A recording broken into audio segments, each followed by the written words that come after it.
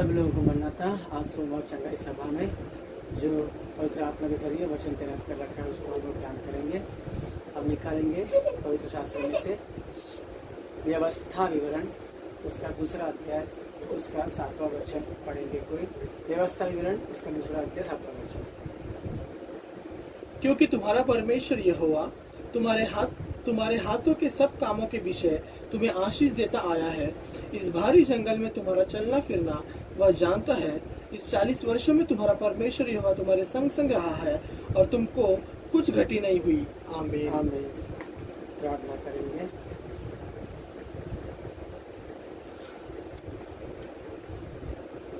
प्यारे प्रभु जी, मैं धन्यवाद करता हूँ पिता इस समय के लिए। प्रभु जी मैं प्रभु जी तेरा वचन कहते जब भी तुम्हें नाम से खड़े कर बात करो, तुम नहीं तुम्हारे भीतर में आत्मा बात करो। मसीहा मुझ निर्बुद्धि निर्ज्ञानी मनुष्य को प्रभु अपने सलीब से प्रभु छिपा कर तू ही स्वयं समाप्त कर। छोटी सी प्रार्थना प्रभु यीशु मसीह के महान नाम से मैं मांगता हूँ, सुंदर कबूल किया। आमीन। पिता पुत्र पवित्र आत्मा त्रिएक प्रभु की आशीष तुम पर, तुम्हारे परिवार, तुम्हारे काम काजों पर सदा सर्वदा बनता रहे। आमीन। प्रभु की महान कृपा से हम लोग एक और सोमवार चंगाई सभा में प्रभु ने प्रवेश किया हमें, इसके लिए हम प्रभु के शुक्रगुजार हैं। और सभी चंगाई सभा के वचनों को देखने वाले सुनने वाले सारे लोगों, प्रभु का आशीर्वाद समय समय पर तुम्हारी सेहत के विषय में भी, तुम्हारे घर के विषय में भी, तुम्हारे आटा के डिब्बे के विषय में भी, तुम्हारे तेल के कुप्पी के विषय में भी भरभराहट से अच्छी सेहत और कभी न खत्म होने वाली आटा और कभी न खत्म होने वाले तेल के साथ सदा प्रभु तुम्हें तृप्त करता रहे। आमीन। आज हम लोग वचन पढ़े हैं व्यवस्था विवरण, उसका दूसरा अध्याय, उसका 7वां वचन में ये कहता है क्योंकि तुम्हारा परमेश्वर यहोवा तुम्हारे हाथों के सब कामों के विषय तुम्हें आशीष देता आया है। एक मिनट, यहाँ पर लिखा है कि तुम्हारा परमेश्वर यहोवा। पहला ये क्लियर होना चाहिए आप लोगों को। हम चंगा की प्रार्थना करते, प्रभु मुझे चंगा कर, प्रभु मुझे चंगा कर, प्रभु मुझे चंगा कर। क्या वो तुम्हारा प्रभु है? क्या तुम उसके बच्चे हो? अगर वो तुम्हारा प्रभु है तो उसका साथ चाल चलन हमारे घर में, हमारे बच्चों में, हमारे जिंदगी में, हमारे कदमों पर होनी चाहिए। तो सबसे पहले हम लोग इधर से अपने आप को ठीक करना शुरू करेंगे आज सोमवार के दिन में चंगाई सभा में, कि तुम्हारा परमेश्वर प्रभु हमेशा कहता है मैं तुम्हारा परमेश्वर यहोवा हूँ। कैसे वो तुम्हारा, हम उसके बन गए क्योंकि उसने अपने संग वाचा बांधी है। इतना ही नहीं, हमें भी उसके संग वाचा बंधवाया है। इस्राएली लोग जब जंगल से 40 साल तक चल के आगे है वो बच्चा, 1 साल नहीं 2 साल नहीं दोस्तों, 40 साल तक चल के आए हैं। तो परमेश्वर ने कितने बार उनसे वाचा बंधवाया है और कितना मतलब गंभीर वाला वाचा, बलि देकर लहू से वाचा। उसके बाद अपने एकलौते पुत्र को यीशु मसीह के बलि के द्वारा उसके लहू से वाचा, और उसका लहू आज तक ताज़ा हम लोग हर महीने में पासवान के मुंह से आप लोग को कान में सुनाई पड़ता होगा। मुझे पता नहीं आप सुनते कि नहीं सुनते वो, या क्या सोचते हैं। ले लो, ये प्रभु का लहू है, जो नई वाचा का लहू है, जो तुम्हारे लिए छिड़काया गया है। ये वो तो वाचा आबा पिता ने बांधा ही है। यीशु मसीह के संग एक नई वाचा प्रभु ने बांधा है अपने साथ। तो इस वाचा के जरिए हम लोग क्या हो गए, बोलो मेरे को, हम प्रभु के हो गए हैं और प्रभु हमारा हो गया है। दोस्तों, सिर्फ मेरा प्रभु तू है करके बोलने से नहीं होगा, 4 लोग के सामने कबूल भी करना चाहिए कि ये मेरा प्रभु है। जैसे हम लोग अपने माता पिता को भरी सभा में कबूल करते हैं कि ये मेरी माता और ये मेरी पिता है, ये मेरे भाई, ये मेरी बहन और ये मेरी पत्नी है, हम लोग कबूल करते हैं। वैसे हमारे प्रभु को भी भरी सभा में जरूरत पड़े तो हर एक के सामने हाँ ये मेरा प्रभु है, मैं विश्वास करता हूँ, मैंने इनसे वाचा बांधा है, मैं इनके संग वाचे में हूँ। इस तरीके से कबूलियत हमें हमारा दिल में करने के लिए हम तैयार होना चाहिए, तब जाके हमारा रिश्ता होगा। और प्रभु कहता है क्योंकि तेरा परमेश्वर यहोवा तेरे हर हाथों के काम के विषय में तुझे क्या देगा, बोलता है आशीष देता आया है। ऐसा लिखा है ना वचन में, दिया है कि देता आया है, आशीष देता आया है। हाँ, क्योंकि तेरा परमेश्वर यहोवा तेरे हर कामों के विषय में, तेरे हर हाथों के कामों के विषय में आशीष देता आया है। क्या अभी भी हम लोग उधर के उधर ही है, या ये आशीष कुछ कम सा हो गया है, या आशीष कुछ नहीं सा हो गया है? अगर ये आशीष कुछ नहीं सा हो गया है तो प्रभु के साथ रिश्ता कम हो। कौन सा रिश्ता? कि तुम्हारा परमेश्वर यहोवा जितना तुम्हारा परमेश्वर यहोवा जितना हम मानेंगे कि हमारा परमेश्वर यहोवा, मेरा परमेश्वर यहोवा, मेरा प्रभु यीशु मसीह, जितना मानेंगे, जितना विश्वास करेंगे ना, उतना सारा आशीष तुम पर लागू होगा। तो तुम्हारे हर हाथों के कामों के विषय में वो तुम्हें आशीष देता आया है।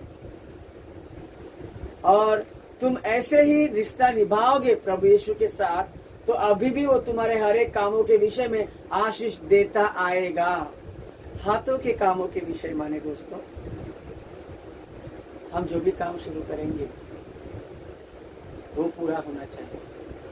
हम कोई बिजनेस करेंगे वो सक्सेस होना चाहिए, हमें फायदा होना चाहिए, ढेर सारा बचना चाहिए। इसहाक के विषय में उत्पत्ति में लिखा है कि इसहाक जो है, क्योंकि प्रभु उसके संग था, इसके लिए इसहाक को इस वर्ष में 100% फसल होगी। 100%, 100%, मतलब एक भी बीज उसका जाया नहीं गया। 100 बीज बोए तो 100 का 100 बीज अंकुर निकला, एक भी बीज जाया नहीं गया। इसको बोलते हैं 100%। और हम भी हमारे हाथों से जो भी काम शुरू करेंगे प्रभु के नाम से, वो क्या होना चाहिए? 100% हमें मुनाफा होना चाहिए। ये कब होगा? जब प्रभु अपने साथ रहेगा। इसहाक को कैसे प्रभु ने ऐसे ही वर्ड लिखा है, ऐसे शब्द लिखा है उत्पत्ति में, 100% उसको मुनाफा हुआ फसल में। वैसे ही दोस्तों हमें भी मुनाफा में होनी चाहिए। और कब होगा? जब हम अपने हाथों से काम शुरुआत करेंगे। काम शुरुआत करने के पहले हमारा दिल, हमारा मन, हमारी जुबान तेरा परमेश्वर यहोवा, मेरा परमेश्वर यहोवा, मेरा प्रभु यीशु मसीह करके हमें रिश्ते में जुड़ना है। तभी हाथ के अपने सारे कामों में वो क्या करेगा? आशीष देता आएगा, आशीष देता आएगा। अब्राहम को जब परमेश्वर यहोवा ने उत्पत्ति के 12 अध्याय में कहा कि अपने बंधुओं से, अपने लोगों से, अपने परिवार से तो दूर होके मैं जहाँ दिखाऊं तू वहाँ जा, तो उसने क्या किया? अपनी पत्नी को लिया, और अपने भतीजे लूत को भी लिया, और चलता गया, एक जगह रुक गए क्योंकि उनको अलग होने की बारी आ गई थी। झगड़ा हो गया उनके बीच में। अरे झगड़ा नहीं, प्रभु चाहता है कि अब्राहम को अकेला रहे करके, इसके लिए वो क्या कर दिया? झगड़ा हो गया वहां पर। उसके बाद अब्राहम बोलता है, देख भाई, तू इस तरफ जाएगा तो मैं इस तरफ जाऊंगा, तू इस तरफ जाएगा तो मैं इस तरफ जाऊंगा, बोल तू किस तरफ जाएगा? अब्राहम जो है दोनों भी जगह जाने के लिए तैयार था, दोनों भी जगह। और उस दोनों भी जगह में से एक जगह बहुत हरा भरा था, उस समय में बहुत हरा भरा था। और फिर भी अब्राहम ने लूत को मौका दिया चुनने का। हरा भरा अब्राहम की जरूरत नहीं है, क्योंकि हरा भरा करने वाला प्रभु उसके साथ है ना। वो पत्थर में भी बीज अंकुर निकालेगा। ये विश्वास अब्राहम इसके लिए बोलता है, तू चुन ले भाई, तू कहाँ जाएगा? क्योंकि अब्राहम जहाँ कदम रखेगा वहां तो सोना होना ही है। अब्राहम जहाँ हाथ डालेगा वहां फसल होना ही है। अब्राहम जहाँ हाथ डालेगा वहां कुआं निकलना ही है। इसके लिए लूत को बोलता है। तो लूत क्या करता है, दोनों जगह देखता है और एक जगह हरा भरा देखकर वो बोलता है मैं यहाँ जाऊंगा, और जहाँ हरा भरा नहीं है वहां उसको अब्राहम चुनता है। लेकिन थोड़े समय के बाद क्या होता है पता है, वो जो हरा भरा था पहला वो नाश को निकलता है, और जो हरा भरा नहीं था पहला वो हरा भरा हो जाता है। तो ये है इस वचन का आशीर्वाद का वचन।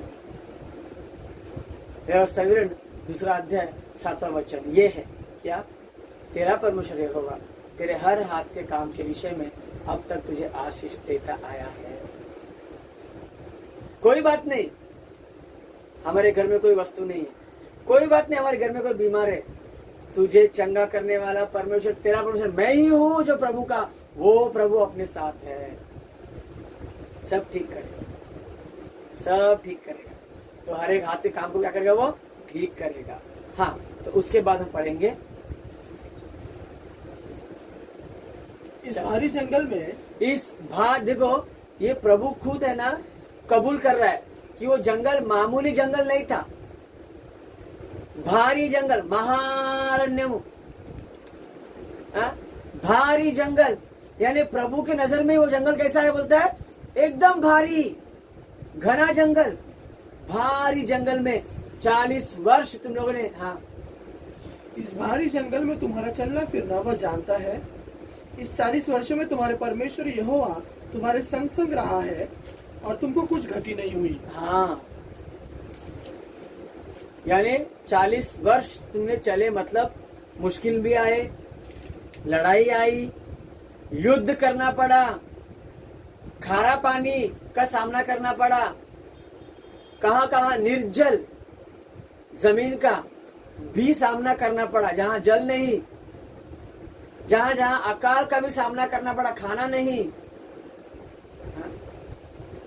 पानी नहीं तो खाना है, खाना है तो पानी नहीं। जब खाना पानी दोनों भी है तो शत्रु सामने आ गए युद्ध करने के लिए। तो इस तरीके से ना दोस्तों की जिंदगी में कहीं ना कहीं से कुछ ना कुछ तो ये जिंदगी है, ये संसार एक जंगल है। इसके लिए प्रभु कहता है कि तुम, मेरे कल के वचन में मैंने आपको बताया था, ना तो तुम संसार से प्रेम रखो, ना तुम संसार की वस्तुओं से प्रेम रखो, क्योंकि ये महाजंगल है और जंगल में सुकून मिलेगा। जंगल में सुकून बिल्कुल। एक वचन आपको याद दिला दूं, मैं प्रकाशित वाक्य की किताब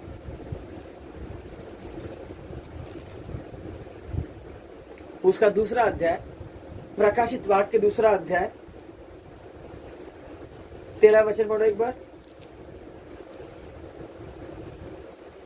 मैं ये जानता हूँ कि तू वहाँ रहता है जहाँ शैतान का सिंहासन है, तू मेरे नाम पर स्थिर रहता है। बस ये प्रभु खुद बोल रहा है तीसरी कलीसिया को।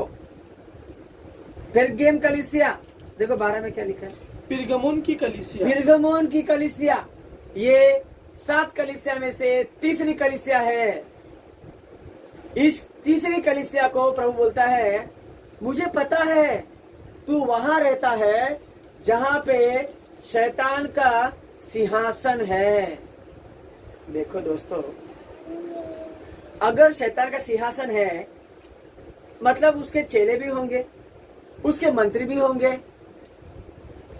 हाँ, सिंहासन मतलब कि इसको एक बड़ा राजा के जैसे कि आदमी को सिंहासन, तो अगर राजा है तो मंत्री है, मंत्री है सेनापति है, सेनापति है शुभचिंतक है, शुभचिंतक है तो बड़े बूढ़े हैं, कितना सारा लोग। यानी सिर्फ शैतान का सिंहासन अकेला वहां पे नहीं है, शैतान का सिंहासन अकेला नहीं है, वहां पर सिंहासन है तो सब कुछ है, सियासत है, सिंहासन है तो सियासत भी है।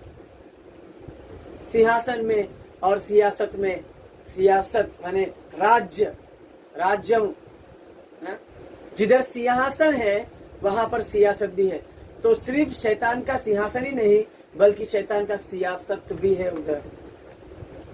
तो प्रभु कहता है पिरगमोन की कलीसिया से मुझे पता है कि तू वहां रहता है जहां शैतान का सिंहासन है, उसका सियासत है। वैसे ही जंगल भी है, जंगल, महाजंगल, यानी संसार।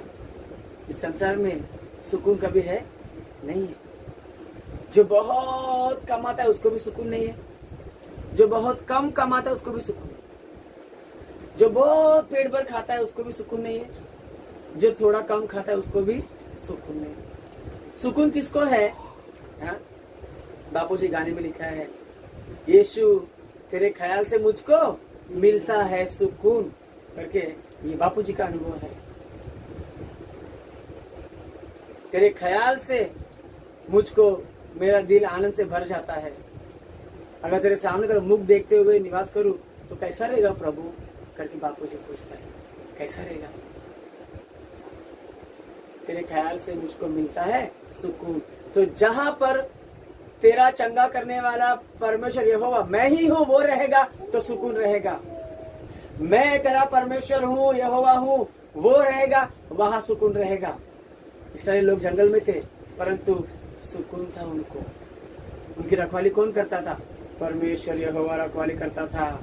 उनका रखवाली का सामान क्या था? उनका मंदिर, प्रभु का मंदिर, प्रभु का संदूक, हाँ, पछतावे का ढकना, मिलापना तंबू, हाँ, आति पवित्र स्थान, बलि वेदी, धूप वेदी, हाँ, प्रदीप, हाँ, और जैतून का तेल, हाँ, ये सारी चीजों से वो लोग मंदिर में प्रभु का जो महिमा था वो मंदिर को ढका रहता था।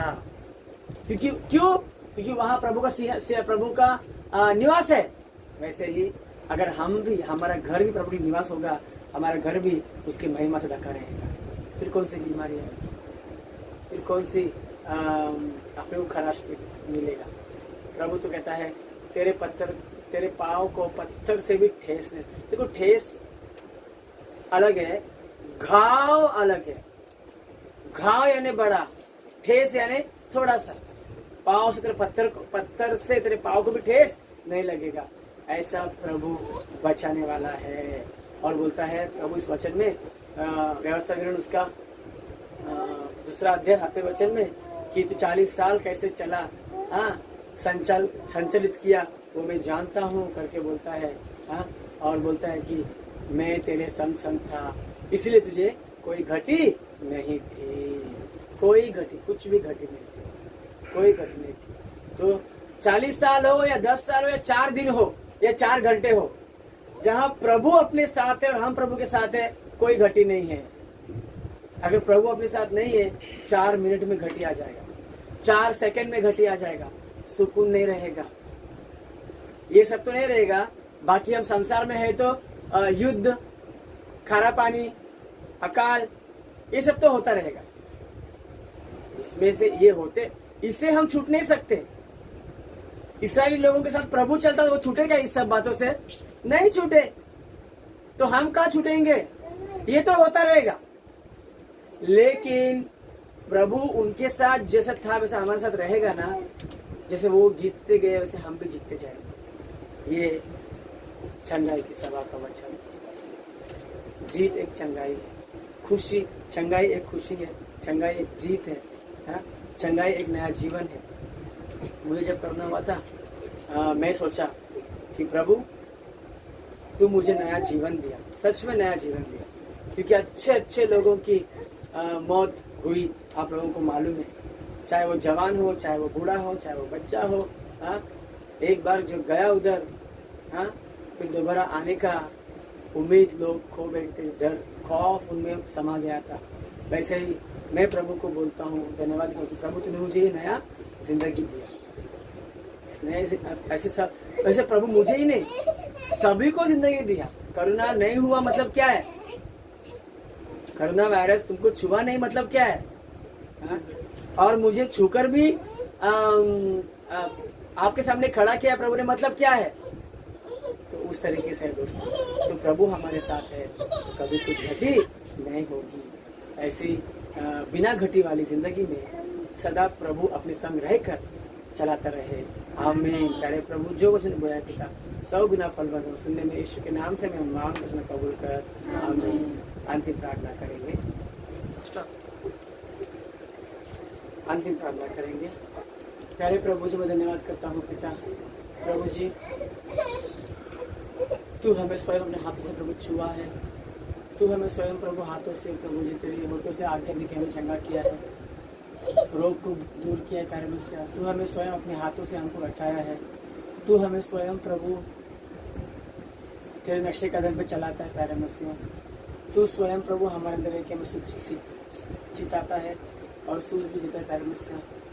तो प्रभु जी हर तरीके से हम तुम्हारे हैं प्यारे मसीहा, और तू भी हमारा है पिता परमेश्वर। सभी को प्रभु आशीर्वाद दे प्यारे मसीहा। दुष्टात्माओं में प्रभु जकड़े हुए हर एक लोगों को, दुष्टात्माओं में के सताओं में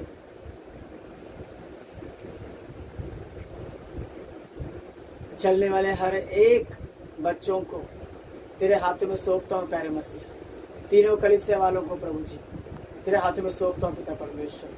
प्रभु जी इस प्रार्थना के माध्यम से, तेरे पवित्र आत्मा के जरिए, इस वीडियो के माध्यम से प्यारे मसीहा हर एक दुष्टात्मा जनक बेटी को, बेटे को प्रभु जी तू चंगा कर पिता परमेश्वर। शैतान ये सब सभी कार्यों परिश्रम से बड़ा मौत है तुझको। इंसानों को पीड़ा दे जब जब लिखित रूप के साथ शिक्षा पर गिरेंगे तब तब तेरी भी दुर्गति वही होगी जो फरत नदी के पास के भूतों का हुआ। विज्ञापन की पत्री खुलने से हमारे कप पाएगा तू। एडेस के नाम से हिंसा और सिर में दर्द होगा। डरेगा तो हमें दिन के युद्ध से, खाई जिसका अंत नहीं वही होगा तेरे सिर का। आग का चिरंजीव और होगा निराश तू। शैतान है सब सभी कार्य परिश्रम से बड़ा मौत है तुझको। इंसानों को पीड़ा दे जब जब लिखित रूप में सारे शिक्षाएं तुझ पर गिरेंगे तब तब तेरी भी दुर्गति वही होगी जो फरात के पास के भूतों का हुआ। विज्ञापन की पत्रिका खुलने से पहले हमारे कब कपाएगा तू। हेडेस के नाम से हिंसा और सिर में दर्द होगा तुझको। डरेगा तो हमें दिन के युद्ध से, खाए जिसका अंत नहीं होगा तेरे सिर का। आग का झील और होगा निराश तू। शैतान है सब सभी कार्यों परिश्रम से बड़ा मौत है तुझको। इंसानों को पीड़ा दे जब जब लिखित रूप में सारी शिक्षाएं तुझ पर गिरेंगे तब तब तेरी भी दुर्गति वही होगी जो फरात नदी के पास के भूतों का हुआ। विज्ञापन की पत्रिका खुलने से पहले डर के मारे कब कपाएगा तू। हेडेस के नाम से हिंसा और सिर में दर्द होगा तुझको। डरेगा तो अर्मगेदन के युद्ध से, खाए जिसका अंत नहीं वही घाव तेरे सिर का। आग का झील और निराश तू। प्यारे प्रभु जी हर एक दुष्टात्माओं से प्रेरित भाई बहन को तेरे हाथों में सौंपता हूँ। हर एक को फंसा कर रखे हुए दुष्टात्मा प्रभु नासरी यीशु मसीह के नाम से अभी इसी वक्त हर एक को छुटकारा, आजादी ऐलान करते प्यारे मसीह। और हर एक को प्रभु चंगाई दे पिता परमेश्वर। हर एक प्रभु जी, हर एक कलीसिया वालों, तीनों कलीसिया वालों को प्रभु जी हर एक बुरी शक्ति, बुरी सामत, बुरी हवा, शैतानी साया से प्रभु तू आजाद कर प्यारे मसीह। तेरी उपस्थिति वहां पे रख पिता परमेश्वर। परलोक भक्तों की आत्मिक पिता की उपस्थिति रख, तेरे पवित्र आत्मा की उपस्थिति रख प्यारे मसीह इस प्रार्थना के दौरान और देखने वालों के समय के दौरान पिता परमेश्वर। मैं आशीष मांगता हूँ प्रभु जी हर एक लोगों को प्रभु जी बरकत दे प्रभु जी, कमाई में सेहत दे प्रभु जी, उनके शरीर में पिता परमेश्वर। और प्रभु अच्छा बुद्धि विवेक और ज्ञान से भर के प्रभु तेरे हाथों में रख के लेके चलता है मसीहा। हर एक वायरस से बचा प्रभु सभी को। छोटी सी प्रार्थना प्रभु यीशु मसीह के महान नाम से मैं मांग तो कबूल कर। आमीन। हे पिता तुझे स्वर्ग में है तेरा नाम पवित्र माना जाए तेरा राज्य, तेरी इच्छा जैसे स्वर्ग में पूरी होती है वैसे पृथ्वी पर भी हो। आज हमारे प्रतिदिन का आहार हमें दे। इस प्रकार हमने अपने अपराधों को क्षमा किया उसी प्रकार तू भी हमारे अपराधों को क्षमा कर। और हमें परीक्षा में न ला परंतु बुराई से बचा, क्योंकि राज पराक्रम और महिमा सदैव तेरे है। आमीन। प्रभु यीशु लहू की जय हो, इब्लीस के कामों का नाश हो। प्रभु यीशु लहू की जय हो, इब्लीस के कामों का नाश हो। प्रभु यीशु लहू की अनंत जय हो, इब्लीस के कामों का अनंत सर्वनाश हो। Hallelujah hallelujah hallelujah. स्तुति स्तुति स्तुति। आमीन आमीन आमीन। आशीष लेंगे सभी, उसमें सब आशीष लेंगे। तुम जो पाप के प्रेरणा में हो, परमेश्वर तुम्हें पाप विसर्जन करने की शक्ति देकर तुम्हें आशीष दे। आमीन। हे बीमार लोगों, परमेश्वर तुम्हें चंगाई देकर तुम्हें आशीष दे। आमीन। हे कमी घटी में रहने वाले लोगों, परमेश्वर तुम्हारी कमी घटी होकर तुम्हें आशीष दे। आमीन। हे लोगों जिनके बच्चे नहीं, परमेश्वर तुम्हें सुदान देकर तुम्हें आशीष दे। आमीन। हे भूत पीड़ित लोगों, परमेश्वर तुम्हें छुटकारा देकर तुम्हें आशीष दे। आमीन। हे मंद लोगों, परमेश्वर तुम्हें निर्मल ज्ञान दे और तुम्हें आशीष दे। आमीन। शत्रु से पीड़ित लोगों, परमेश्वर तुम्हें शत्रु पीड़ा सताकर तुम्हें आशीष दे। आमीन। अन्याय से ठोकर खाने वाले लोगों, परमेश्वर तुम्हारा न्याय करे और तुम्हें आशीष दे। आमीन।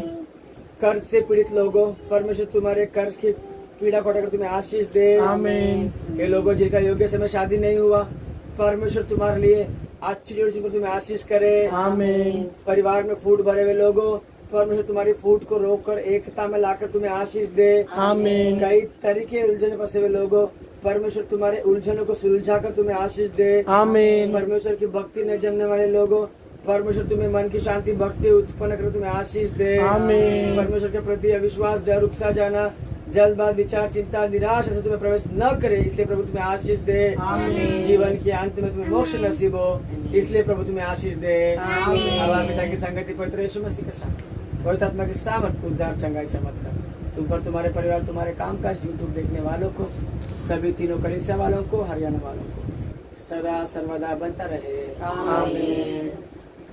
सभी लोगों को मरनाता अपने अपने दान पेटी में संगत का दान डाल के आप लोग सभा समाप्त कर सकते हैं। मरनाता।